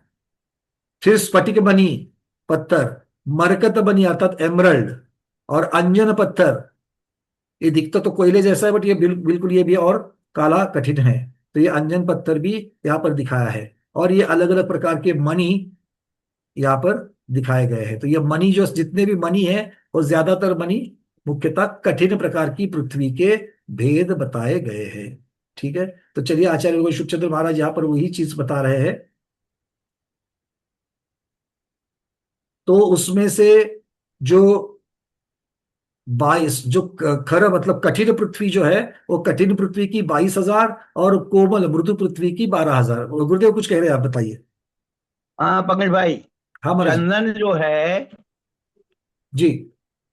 चंदन पृथ्वी का है। एक मिनट, इसमें भी मेरे ख्याल से आया होगा, क्योंकि चित्र में अगर नहीं है तो भी जितने चित्र हमें प्राप्त हुए, अब यहाँ पर जो 36 भेद दिए थे, या फिर किसी दूसरे नाम से अगर चंदन आया है तो चंदन गंध दिया है ना, इसका आ, पूरा वृक्ष चंदन नहीं होता है। हाँ बट यहाँ पर हाँ चंदन मणि लिखा है गुरुदेव, हाँ चंदन मणि शब्द आ गया है, वो खर पृथ्वी कठिन पृथ्वी में है। हाँ, तो वो जो है पृथ्वी का है, जब वो जो कम से कम 1 फीट का हो जाता है वृक्ष, उसका तना, तब उसमें 2-3 इंच का जो है चंदन बनता है। उसके एक ठीक फीट बीच में होता है, आजू बाजू के उसके जड़ में, उसकी ऊपर के छिलके में, और ऊपर की लकड़ी में, या उसकी डाली में, पत्ती में, फल में, फूल में, कोई भी चंदन जैसा लक्षण नहीं होता।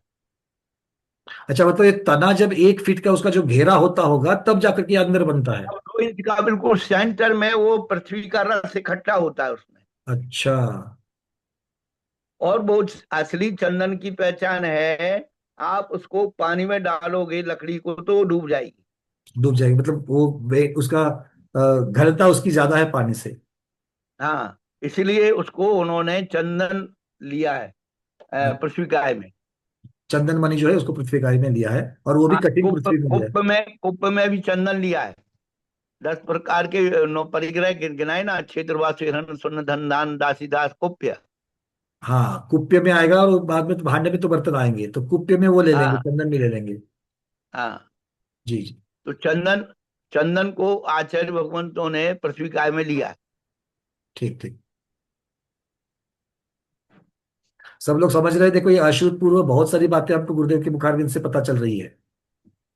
आगे कह रहे हैं, मैं प्रश्नों को लूंगा, बस एक इसको पूर्ण कर लेते हैं। तोयानाम अर्थात जलकायिक, तोयानाम अपकायिक जीवानाम उत्कृष्टायु 7 वर्ष सहस्त्राणि, 7,000 वर्ष है। और अग्निनम अग्निकायिका नाम जीवानाम त्रयो दिवसा, 3 दिवस की है, दिवस त्रय उत्कृष्टायु। वायुकायिका ना 3,000 वर्षायु उत्कृष्ट आयु, 3,000 वर्ष की वायुकायिक की उत्कृष्ट आयु होती है। चलिए बहुत बढ़िया। अब कुछ आपके प्रश्न होंगे तो लेंगे, और जब तक गुरुदेव आचार्य भगवान आ जाएंगे तब तक हम अपनी क्लास को चलाएंगे। हाँ ललिता दीदी, आप कुछ कह रही हो, बोलिए।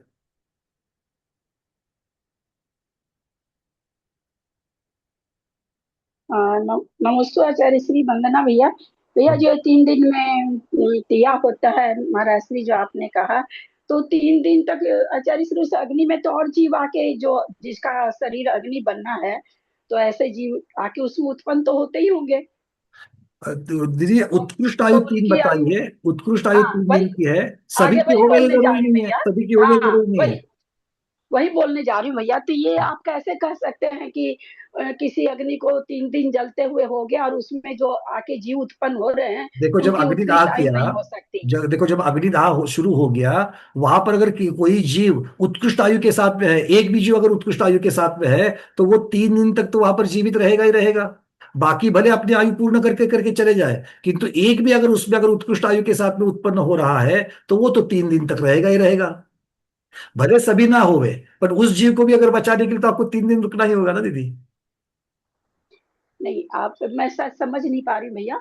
जैसे आप अग्निदाह संस्कार किए और 3 दिन तक कहते वो अग्नि जल रही है, तो तीसरा दिन हो गया उस अग्नि का। अब किसी जीव को तो नहीं पता है कि 3 दिन के बाद ये खत्म हो जाएगा। कोई उत्कृष्ट आयु वाला अगर आके उसमें जन्म ले लेता है, तो 3 दिन के बाद अगर आप उसको हाँ, अगर विसर्जन आप करते ऐसा हैं तो कहती हो कि तीसरे दिन या दूसरे दिन कोई आता है 3 दिन आयु वाला, हाँ वो तो फिर मर जाएगा। तो हाँ क्या है ना, देखो उसका एक प्रमाण तो रहता है कि वहां पर अग्नि पूरी बुझ गई है, रक्षा भी ठंडी हो चुकी है, जिसमें क्योंकि उसके शरीर का कोई भी वहां पर लक्षण ही नहीं बचता है, अग्नि का कोई अच्छा लक्षण ही नहीं बचता है। तो जब वहां पर अच्छा तो नीचे जो बचेगा वो अग्नि काय बच जाएगा, अग्नि वाला जो हाँ, मृत शरीर है पार्थिव बच जाएगा, बस यही है उसकी पहचान है। अच्छा अच्छा। ठीक हाँ, है। वही मैं थोड़ा सा सोची कि वो तो कोई नहीं, भी आके जन्म तर्क ले तो आपने सकता है। बहुत सही दिया। तर्क तो आपने बहुत सही दिया कि दूसरे दिन अगर कोई 3 दिन वाला आएगा तो क्या करेंगे, आ तो सकता है, बट वहां पर भी वो ऐसी परिस्थिति नहीं है कि वहां पर रक्षा ठंडी होती है। जैसे क्या होता है, सर्वार्थ सिद्धि के देव चर्चा करते हैं, एक चर्चा को दोबारा नहीं दोहराते। अब ये कोई नया जीव वहां गया है सर्वार्थ सिद्धि देव में, तो वो कहाँ से शुरू करेगा? तो जहां से उनकी चर्चा चल रही है उसी में सम्मिलित होकर के बढ़ता जाएगा। उसी तरीके से वो कंटिन्यू होती जाएगी आगे भी। और उसके जो पहले वाले जीव वो चले जाएंगे अपनी चर्चा करके। हाँ, बस यही है। जहां से जुड़ जाएंगे वहां, हमारे भी गुरुदेव हर रोज होता है, प्रतिष्ठापन क्रिया शुरू हो जाती है, कोई 5 मिनट के बस। बाद जुड़ता है तो वहां से आगे जुड़ जाता है, ऐसी ही बात है। हाँ, बस किंतु बस। गुरुदेव विवाह के पंक्ति जब भोजन करने की पंक्ति में बैठते हैं ना, ऐसा नहीं करते। मान लो कोई पंक्ति बैठ गई है और 2-4 सीट खाली है, अब कोई 10 मिनट के बाद में आकर के उस सीट पर बैठ गया, और पहले वालों का भोजन मान लो कि पहले दो दो रोटी खा करके हो गई है, अब ये तीसरी रोटी से खाना शुरू नहीं करते, वो तो पहले से खाना शुरू करते हैं। मतलब भोजन तो पहले से, और प्रतिष्ठापन क्रिया जब करेंगे तो बीच में से करेंगे। तो ये वाले पंचम काल के जीव हमारे ऐसे हैं। थोड़ा सा व्यंग किया था, चलो कोई बात नहीं है, जिनको समझ में आ गया उतना समझ में आ गया, महाराज जी तो हंस रहे हैं। ठीक है ना, चलो आगे बढ़ते हैं। तो आचार्य भगवान विराजमान होने तक हम लोग चलाएंगे, एक एक गाथा ले लेते हैं और आगे चलिए। अब आएगी चर्चा गाथा क्रमांक 163, 163।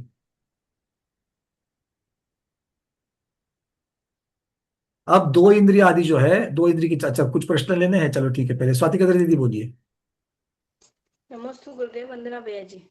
ये वायु का एक 3,000 वर्ष आयु बताइए, वो वायु का एक कहाँ के, जो यही आसपास के है या कहाँ कहाँ के कहीं के भी हो है? सकते हैं, उत्कृष्ट ये उत्कृष्ट बता रहे हैं, कहीं के भी हो सकते हैं। वायु का एक बाट बलियों में रहते ना। कहीं भी हो सकते हैं, वात वाले में भी हो सकते हैं। सुमन दीदी।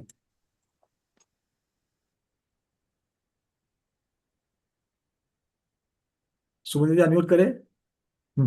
भैया मेरा भी यही प्रश्न था कि ये वायु का एक जो जीव है बादर, उसकी आयु 3,000 वर्ष बताई है। तो जी, वो तो वो उन जीवों में कौन सा जीव आता है कि जो 3,000 वर्ष तक जीता हैगा वो? जो उसकी आयु बांधे, मतलब इस वो कभी प्रकार की। दिखता नहीं, जबकि वो बादर हैगा, वो कभी दिखता भी नहीं, और मतलब वो बादर भी है। देखो, तिर्यंच आयु भी शुभ आयु कही गई है, गति तो हम्म उसने नीच बोल दी, मतलब गति तो उसको हीन गति बोल दी, किंतु तिर्यंच आयु जो है वो शुभ आयु में रखी है। तो शुभ आयु का जो बंध होता है वो विशुद्ध भावनाओं से होता है, उत्कृष्ट बंध जो होता है वो, तो उसके लिए विशुद्धि अब बांध तो रहा है मायाचरी के साथ तिर्यंच की आयु, वो भी एक केंद्रीय पर्याय में स्थावर कर्म के साथ बांध रहा है, और स्थावर कर्म के साथ 3,000 वर्ष की आयु बांध रहा है। तो किस प्रकार का वो पाप मिश्रित पुण्य, इस प्रकार से हम कह सकते हैं। पुण्य तो नहीं, मतलब विशुद्ध भावनाएं भी है, पाप भी है, दोनों को मिलकर के चल रही है चर्चा यहाँ।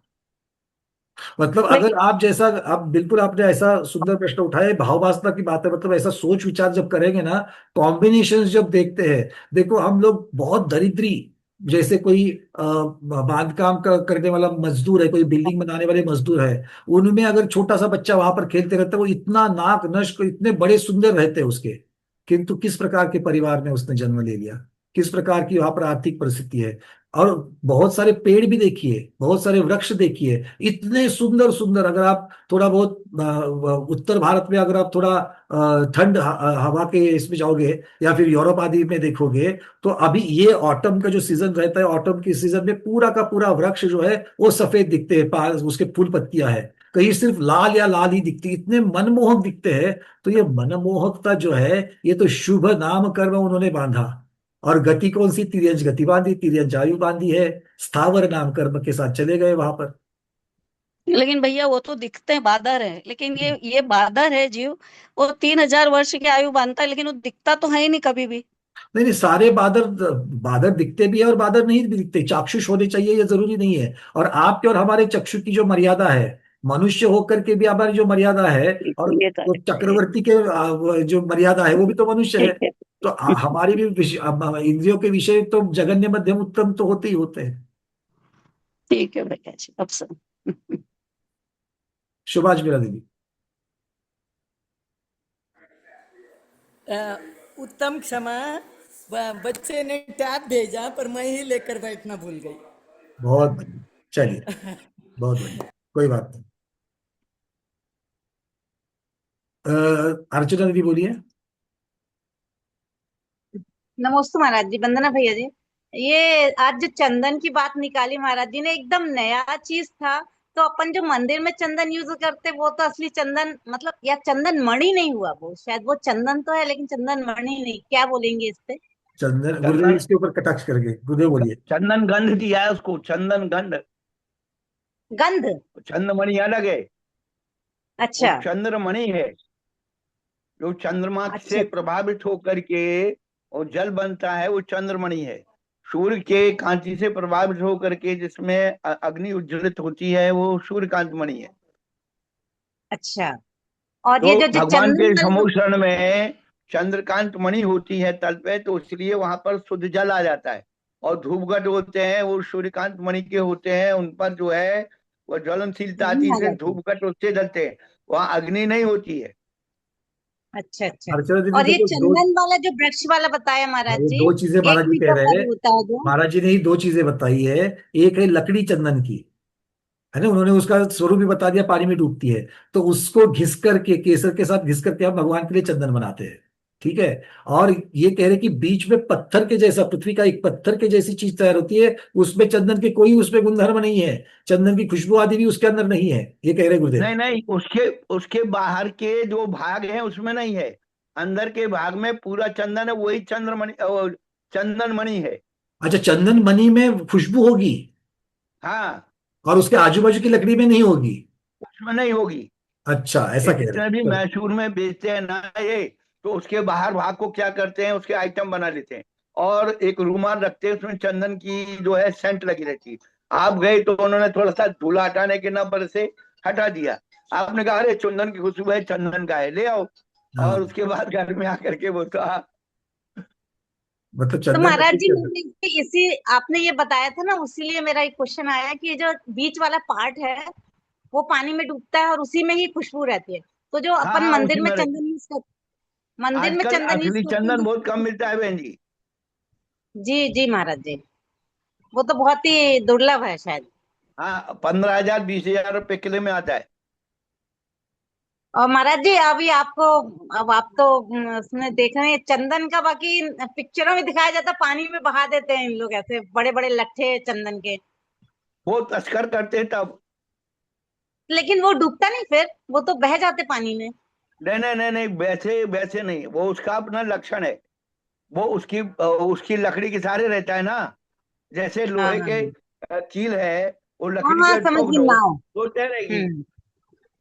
जी जी महाराज, समझ गए समझ गए, जैसे नाव लकड़ी, चौड़ी हो जाती तो बहती है। और और लकड़ी एक को, विशेष बात है कि चंदन का पेड़ उसके बीज से नहीं, बीज से उगता है, लेकिन डायरेक्ट नहीं उगता है। उसका फल जो है प्रारंभ में हरा होता है, जब पक जाता है तो काला पड़ जाता है, जामुन के जैसा। उसको एक विशेष जी प्रकार की चिड़िया खाती है, तो उसका दल तो मल निकल जाता है, लेकिन उसका बीज सुरक्षित मल से, बीज से नीचे गिर जाता है, और उसमें मिट्टी में दबने से वहां अंकुरण फूटता है, तब वो वृक्ष उगता है। डायरेक्ट उसकी जी डाली से या बीज से नहीं उगता। ऐसे पीपल का भी उगता है इसी टाइप से शायद। ये हाइब्रिड होता है, हाइब्रिड। जी जी जी। पीपल है, बरगद है, इसके जो है फल को चिड़िया खाती है, फिर किसी छत पर बीट कर देती है, उसका वृक्ष वहां उग जाता है। जी तभी वो पाइप के किनारे भी निकल हाँ, जाता अभी किसी ने कहा है चंदन के पेड़ पर सर्प रहता है, तो है। जी कौन से पेड़ पर सर्प रहता है? जो वृक्ष बिल्कुल बियाबान जंगल में है, जहां तक कोई पहुंचा नहीं है, वो पूरा बन गया। पूरा बनने के बाद उसकी आयु पूर्ण हो गई, उसकी छाल झड़ गई, पेड़ पत्ती सब झड़ गए, मतलब छाल और टहनी और वो सब झड़ गया, पत्ती वत्ती वो सूख जा, और जब उसका तना सूख जाता है तो उसके अंदर से चंदन की गंध निकलती है। ऐसे सूखे चंदन के वृक्ष पर और सर्प लिपटता है उसकी गंध से, गीले पे नहीं लिपटता। अच्छा जी महाराज जी, ये तो नई बात पता चली हम लोग को। बिल्कुल नई बात बताएंगे सब। इसीलिए तो जी गुरु जी के आपको। चरण में चलना चाहिए, अश्रुत पूर्व मिलता ही रहेगा, हर रोज जी जी मिलता रहेगा। जी नमस्ते महाराज जी। बढ़िया। रूबी दीदी बोलिए। वंदना भैया जी, वंदना महाराज जी, नमस्ते महाराज जी। वो मैं ये जानना चाह रही थी कि अभी एक वो चर्चा चल रही थी ना कि वो वायु का एक जो है वो 3,000 वर्ष की आयु होती है वायु वायु का एक की, और दिखते नहीं है करके, वो भी एक चर्चा चल रही थी। तो मैं ये जानना चाह रही थी कि क्या वो ऐसे हम उसको समझ सकते हैं जैसे हमने सांस ली है ना, और उससे बहुत सारे रोग के कीटाणु अंदर चले जाते हैं, वो वायु का एक ही हुए ना, तो वो अंदर चले गए तो उसी से ही नहीं जो नहीं नहीं नहीं नहीं नहीं, एक पहली है। बात सब इसको क्लियर कर लो। यहाँ हम्म, पर वायु का ही अर्थ होता है जिन जीवों का शरीर ही वायु रूप है, उनको वायु का ही कहेंगे। जैसे वायु में, हवा में अलग अलग प्रकार के बैक्टीरिया कीटाणु होते हैं, वो अलग है, उनका शरीर वायु रूप नहीं रहता है, तो वो उनको वायु कायिक नहीं कहेंगे। जैसे अग्नि में भी या जल में भी, जल में मान लीजिए कोई कीड़ा गिर गया तो जल कायिक नहीं बनेगा, वो जल में गिरा हुआ कीड़ा है। जल कायिक किसे कहेंगे? जिस जीव ने जल को ही शरीर बनाया है, उसको जल कायिक कहेंगे। ठीक है ना? जैसे केमिकल्स वगैरह में, लिक्विड टाइप के केमिकल्स वगैरह, वो इस टाइप का। नहीं, जलकायिक का अर्थ ये होता है कि जिसने जल, अब इसको समझने के लिए थोड़ा सा पृथ्वी कायिक की चर्चा करते हैं। पृथ्वी कायिक में आपने देखा होगा बहुत बार, उसके क्या बोलते हैं उसको, लेयर के लिए ऊपर जो लेयर बन जाते हैं, और उसका एक नाम है उसको इंग्लिश का, फॉसिल्स।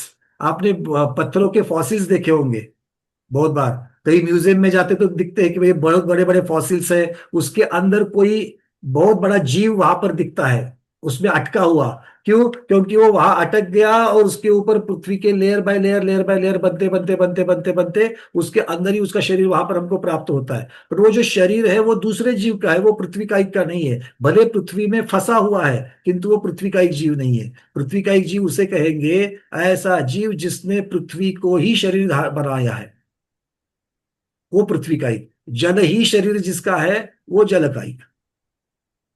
तो इसका मतलब उदाहरण कैसे समझ में आएगा ये कि उदाहरण समझने के लिए इसको आगम से ही समझना है कि भैया ये जो जली, और ये जो है, ये तिर्यंज गति के है, मतलब फिर से ये बनेगा कैसा?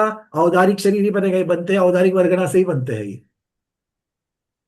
वो तो ठीक है, लेकिन ये फिर इसका कुछ हमें समझ तो आए ना कि ये और ये समझने पृथ्वी के लिए का आपको एक है। इमेजिन करना है ना, तो पहले अंदर वाला निकालना पड़ेगा कि ऐसे भी जीव होते हैं। हमारे आपके दिमाग में क्या है कि जल के अंदर पड़ा हुआ जीव जल का ही, वायु के अंदर फंसे हुए जितने भी कीटाणु और विषाणु है वो सारे वायु का ही। ऐसा नहीं है, पहले इसको हटा दो। हाँ तो ठीक है। उसके बाद में जो वायु के, जिन्होंने वायु को ही शरीर बनाया है। अब मान लीजिए मेरे घर में, अब जहां पर आप जिस कमरे में बैठे हो उस कमरे में भी वायु है। अब वो पूरी वायु में एक ही जीव होवे जरूरी नहीं, उसमें भी बहुत सारे होंगे जीव। अब ऐसे हम्म। इतने सारे जीव होंगे, और वो अपने अपने योग्य घनांगुल के असंख्यात भाग प्रमाण, वो जो है अपना शरीर वहां पर बनाते हैं। और वो शरीर किससे बना है? वायु से ही बना है। क्योंकि वायु में, जल में, अग्नि में और पृथ्वी में, ये चारों चीजों में जीवों को शरीर प्रदान करने की शक्ति है, जो उसके लिए उनको योनिभूत कहा। उनको, जैसे माता का गर्भ और पिता का वीर्य, रज और वीर्य, ये दोनों के मिश्रण में ये दोनों का मिश्रण जीव है क्या? नहीं, वो पुद्गल है। ये दोनों के मिश्रण में जीव आकर के वहां पर उत्पन्न होता है, तो उसको जीव को शरीर प्रदान करने की शक्ति उस रजवीर्य के कॉम्बिनेशन में है। वैसे ही तो जल में वहां पर शरीर प्रदान करने की शक्ति है। तो मैं वही वही समझना चाह रही हूँ ना, जैसे जैसे ये केमिकल्स होते हैं ना, तो इनको बोल सकते हैं, जैसे कोई लिक्विड केमिकल होते हैं, उन्हें बोल सकते हैं क्या हम जल का एक? नहीं, अब केमिकल कैसे बना हुआ है, क्या है? जल का मतलब जल, यहाँ पर केमिकल की चर्चा नहीं है। जो बह रहा है, लिक्विड केमिकल जो बह बहते हैं रहा वो, है या, अब देखो केमिकल जब तो पानी वो में मिल जल का एक जाता है, होंगे, वो जल का एक माने जाएंगे। केमिकल जब पानी में मिल जाता है तो केमिकल की हम्म वजह से जल का एक जीव मर जाता है। इतना ही नहीं, केमिकल से मतलब आप जो कपड़े, बहुत सारे लोग, अब पुराने जमाने में होता था कि नदी नाले के किनारे जाकर के वहां पर कपड़े धोए जाते थे और उसको साबुन आदि लगाया जाता था। तो ये साबुन मिश्रित पानी जब उस झरने में वगैरह मिल जाता है तो उसके अंदर के जल का एक जीव मर जाते हैं।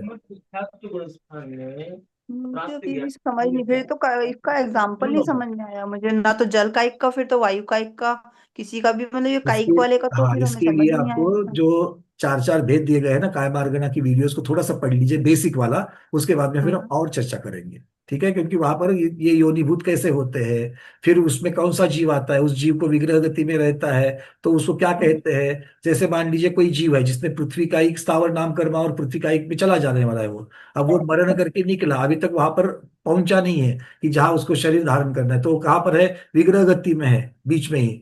तो उसे कहेंगे पृथ्वी जीव। उसके बाद में जैसे जाकर के वो उसमें पृथ्वी में जाकर के उसने शरीर को धारण कर दिया, अब उसको कहेंगे पृथ्वी कायिक। शरीर उसने हम्म कौन सा बनाया? जो बहुत बड़ा पत्थर था उस पत्थर का छोटा सा भाग लेकर के उसने अपना शरीर बना लिया और वो उसी के अंदर है, तो उसे कहेंगे हम्म पृथ्वी कायिक जीव। अब वो अपनी जीव है तो अपनी आयु पूर्ण करके चला जाएगा, संसारी जीव है। तो जब अपनी आयु पूर्ण करके वहां से निकल जाता है तो उसने जिस पृथ्वी को, जिसने पत्थर के भाग को, जिसने शरीर बनाया था, अब वो उसका पार्थिव शरीर हो जाता है, मृत शरीर हो जाता है, उसे कहेंगे हम्म। पृथ्वी काय। जैसे अब ये हम काई कहते हैं, ये जो बरसात में काई हो जाती है, शब्द क्या ये साधर्म्य कोई अलग ये है, कोई? शब्द साधर्म्य अलग है, वो बात अलग है। जो काई है वो साधारण वनस्पति है। अच्छा, साधारण ये वनस्पति जैसे फिर आलू भी है, नहीं आया तो। आलू के शरीर में बहुत सारे अनंत जीव है। वैसे ही काई हम्म के शरीर, जो काई हमको दिख रही है, भले 1 इंच की हो, 5 इंच की हो, एक हाथ की इतनी हो, या फिर बहुत लंबी हो, उस हम्म पूरी की पूरी काई के शरीर में अनंत अनंत अनंत जीव है उसमें। ठीक है। तो वहां पर अनंत जीव, शरीर एक, ये वनस्पति, साधारण वनस्पति की चर्चा वहां पर आएगी। ठीक है, ये ठीक है, वनस्पति के हो गए, यानी कि पृथ्वी का एक वगैरह अभी भी नहीं आए। चलो ठीक है, मैं बाद में देखती हूँ वीडियोस हाँ, को। इसको थोड़ा सा बेस आपको देखना है, फिर उसकी चर्चा करें। ठीक है भैया जी, वंदना भैया जी।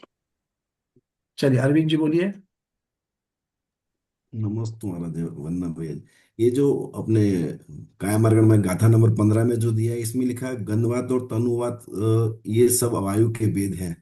तो हम्म मतलब अपन जो गंधवात वाला या तनुवात वाला जो बोल रहे हैं, इसकी बात है। हम्म तो बिल्कुल वो उतने ओके। बात वाला ही नहीं, तो उसके बीच नीचे भी बहुत सारे विमान भी तो, वैमानिक देवों के विमान भी तो वायु के आधार से है।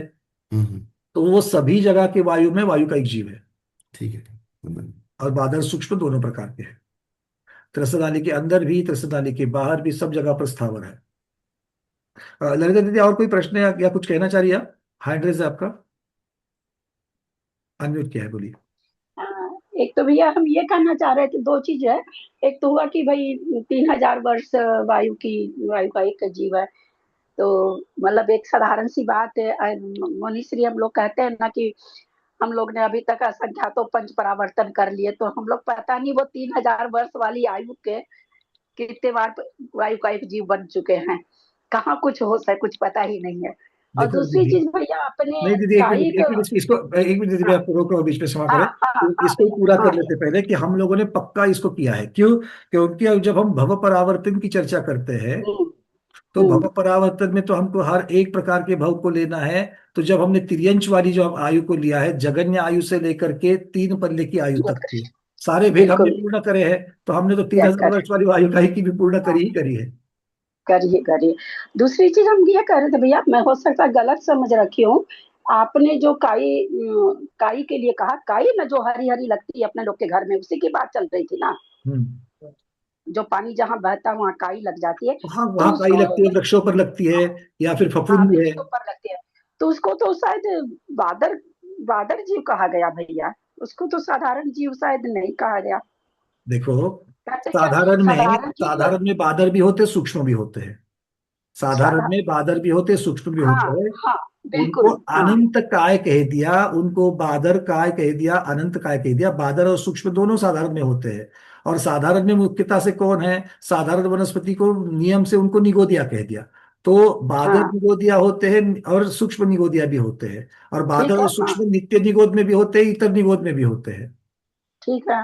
तो साधारण तो ये वनस्पति में ये तो होगी बात कि भाई शरीर तो बादर का शरीर है वहां पर, जैसे आलू का भी है, और काई जो हमको दिख रही है, फफूंदी दिख रही है, उसको में भी है। किंतु उसके अंदर जो जीव आने वाला है, वो जीव जो है वो निगोदिया है, वो अनंत है, वो अनंत जीव है। हाँ मतलब मैं फिर कह रही भैया मेरा कंफ्यूजन हो सकता है। साधारण शरीर ऐसा याद आ रहा विकास भैया का, मैं ही गलत होंगी भैया, आप जो बोल रहे हैं भैया वैसे ही बोले होंगे कि साधारण शरीर मतलब जो शरीर हमें दिखाई देता है वो साधारण वनस्पति नहीं कहलाती है, ऐसा मेरे को कुछ याद आ रहा, मैं गलत नहीं, हो वो वो सकती हूँ। वो उदाहरण मैं आपको बता दूं। एक जैसे आम का वृक्ष है, आचार्य श्री आ गए, बस 1 मिनट में खत्म कर रहा हूं मैं ये। जैसे आम का वृक्ष है, आम के वृक्ष के ऊपर काई लगी है, ठीक है। हाँ तो सप्रतिष्ठित हाँ हो गया। तो सप्रतिष्ठित किसे हाँ कहेंगे? आम के वृक्ष को कहेंगे या काई को कहेंगे? नहीं आम का वृक्ष तो नहीं सब प्रतिष्ठित। यही बात है, आम का वृक्ष सप्रतिष्ठित हो जाएगा। क्यों? क्योंकि सप्रतिष्ठित ये प्रत्येक वनस्पति का भेद है। और प्रत्येक हम्म वनस्पति यहाँ पर काई नहीं है, प्रत्येक वनस्पति आम है। तो आम्र वृक्ष प्रत्येक वनस्पति है, और प्रत्येक वनस्पति के भेद सप्रतिष्ठित अप्रतिष्ठित होते हैं। वो सप्रतिष्ठित तब कहलागा जब वहां पर काई है, बस। हम्म तो काई के निमित्त से प्रत्येक वनस्पति सप्रतिष्ठित हो गई। गुरुदेव, मैं कुछ गलत कह रहा हूं अमित सागर जी महाराज? हाँ, वो तो उसके आधार से आने वाले जीव हैं। वो हाँ, आम साप्रतिष्ठित उस समय नहीं कहलाएगा। उसके आधार से तो तोता भी उसमें जन्म रखते हैं, गिलहरी भी उसमें वो बनाते हैं। तो वनस्पति के और कई भी जो है वृक्ष है, आम्र के वृक्ष पर और पीपल का भी पेड़ उग जाता है, और वट वृक्ष भी उग जाता है, पंचवटी बन जाते हैं। तो ये लेकिन मैं उनके उसके अक्षर काफी अंदर की निम्न लगी है। हुई काई को, मैं उसके अंदर लगी हुई काई की बात कर रहा हूँ। यहाँ अंदर अंदर काई जो है त्वचा के ऊपर लगी हुई है, वो तो अ, उसको आम का वो नहीं माना जाएगा, अंग नहीं माना जाएगा। नहीं, आम का अंग तो है ही आधार नहीं नहीं है, आम का तो अंग है ही नहीं है वो। क्योंकि बस बस। आम स्वयं में भी अगर हम लोग देखेंगे, आम स्वयं में भी कोई भी वनस्पति जो है वो पहले अंतर्मुहूर्त में तो सप्रतिष्ठित होती है, बाद में जाकर के अप्रतिष्ठित हो जाती है, ये तो नियम है ही वो है। तो है जी। और हाँ अलग अलग भिन्न भिन्न अवस्थाओं में भी वो सप्रतिष्ठित हो सकती है। जैसे तोरई की बात करें, जैसे कि अपना ककड़ी की बात करें, तो हाँ, इस नहीं प्रकार वो से तो होगी। प्रारंभ में साप्रतिष्ठित रहती। तो इस विषय को हम लोग थोड़ा आगे करेंगे, क्योंकि आचार्य जी आ गए। हम भगवती आराधना का समय नहीं लेना चाहते हैं। तो बस ये आज के स्वाध्याय को यहीं पर समापन करते हैं, इस चर्चा को आगे और बढ़ाएंगे।